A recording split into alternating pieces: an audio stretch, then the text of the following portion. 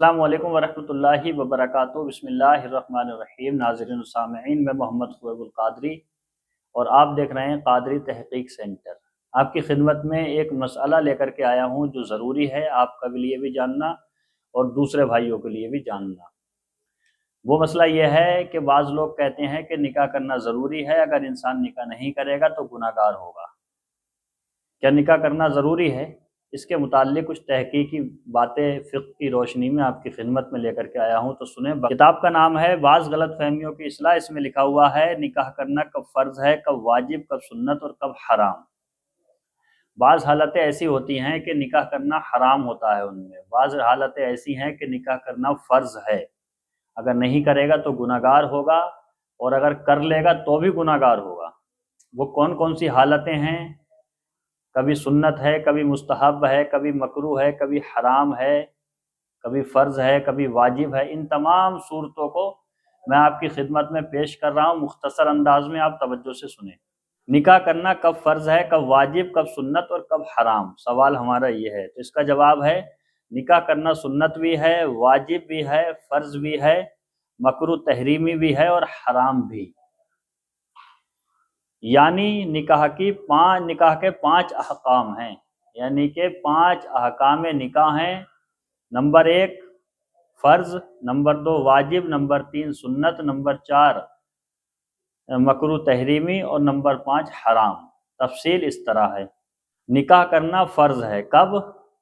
مرد بیوی کے حقوق ادا کرنے کی قدرت رکھتا ہو، اس پر خواہشات کا غلبہ ہو اور اسے یہ یقین ہو کہ اگر نکاح نہیں کرے گا تو زنا میں مبتلا ہو جائے گا، تو ایسے شخص کو نکاح کرنا فرض ہے۔ سمجھ رہے ہیں آپ؟ نمبر 2 نکاح واجب کب ہے؟ مرد بیوی کے حقوق ادا کرنے کی قدرت رکھتا ہو، نیز بیوی پر ظلم و ستم کرنے کا خوف نہ ہو اور اسے یقین نہ ہو بلکہ گمان غالب ہو کہ اگر وہ نکاح نہیں کرے گا تو زنا میں مبتلا ہو جائے گا، تو ایسے شخص کے لیے نکاح کرنا واجب ہے۔ سمجھ رہے ہیں آپ؟ نکاح واجب ہونے کی یہ صورت ہے۔ نکاح کرنا کب سنت ہے؟ تو عام حالات میں، یعنی انسان کی مالی اور جسمانی حالت اچھی ہو، خواہشات کا غلبہ نہ ہو، یعنی اگر وہ نکاح نہ کرے گا تو گناہ میں ملوث ہونے کا خوف نہ ہو اور وہ بیوی کے حقوق ادا کرنے کی طاقت بھی رکھتا ہو، تو ایسے شخص کے لیے نکاح کرنا سنت مؤکدہ ہے۔ نکاح کرنا کب حرام ہے؟ اب یہ والی آپ شک سنیں۔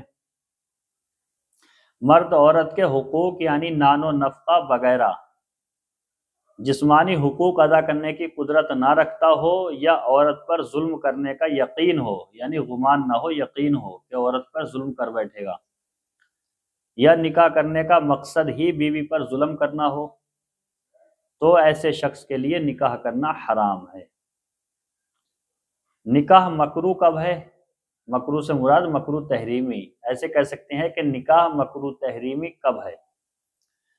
نکاح مکروہ تحریمی اس وقت ہے اگر نکاح کرنے کے بعد بیوی کے مالی یا صنفی حقوق ادا نہ کرنے کا اندیشہ ہو، تو ایسے شخص کے لیے نکاح کرنا مکروہ تحریمی ہے۔